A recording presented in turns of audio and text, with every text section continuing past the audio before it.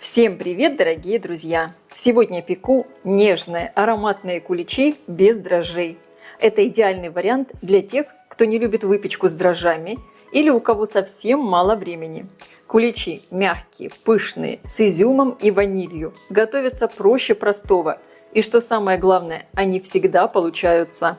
Порадуйте своих близких на Пасху такими замечательными куличами. Для приготовления теста мне понадобится. Также для рецепта я буду использовать цукаты и изюм. Изюм я заранее замочила в апельсиновом соке. И здесь у меня папайя и цукаты из апельсиновых корочек. Кстати, как сделать цукаты из апельсиновых корок дома, вы можете посмотреть у меня на канале.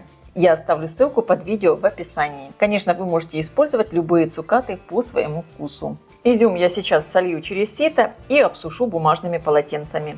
И я буду выпекать куличи вот в таких формочках. Диаметр 11 см и высота 8,5 см. Сразу включайте разогреваться духовку, так как тесто готовится очень быстро. Добавляю в миску мягкое сливочное масло, добавляю соль и всыпаю сахар. Взбиваю миксером в пышную светлую массу.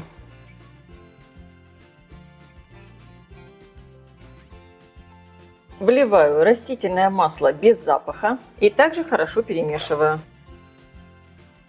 По одному добавляю яйца и хорошо перемешиваю. Для рецепта я использую яйца крупного размера. Вес яйца со скорлупой примерно 70 граммов. Также добавляю 2 желтка. Как видите, у меня желтки у яиц очень такие яркие, желтые. И цвет теста получится тоже таким желтеньким. Добавляю 2 чайные ложки экстракта ванили и цедру апельсина. Хочу, чтобы тесто было очень ароматным. Также добавляю жирную сметану. Перемешиваю.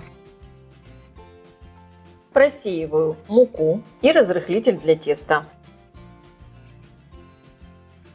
Сейчас слегка перемешиваю лопаткой и буду вливать молоко. Это тесто не любит долгого вымешивания, поэтому довольно быстро все перемешиваем до однородности. Вливаю молоко, продолжаю перемешивать.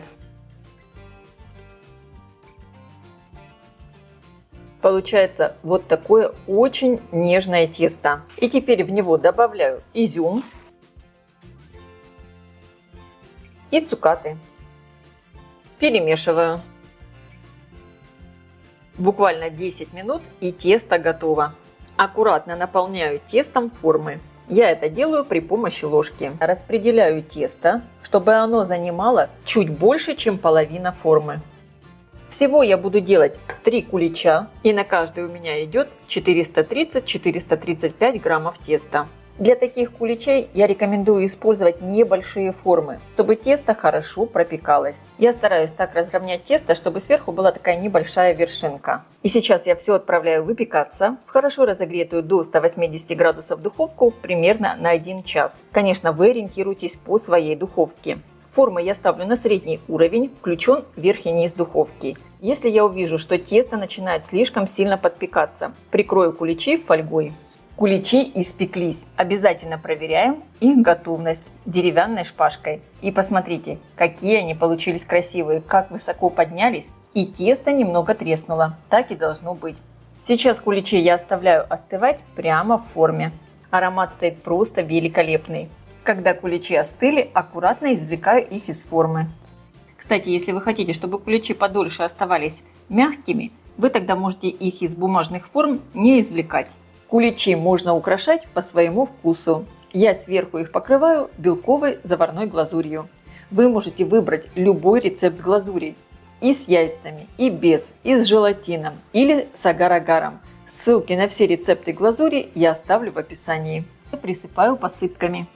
На мой взгляд, эти куличи ничем не уступают дрожжевым куличам, а получается, может быть, даже еще вкуснее, а готовится в разы проще. Я желаю всем приятного просмотра и приятного аппетита. Если видео вам понравилось, ставьте лайки, пишите комментарии. Подписывайтесь на мой канал Люда Изикок Позитивная кухня. Всем пока!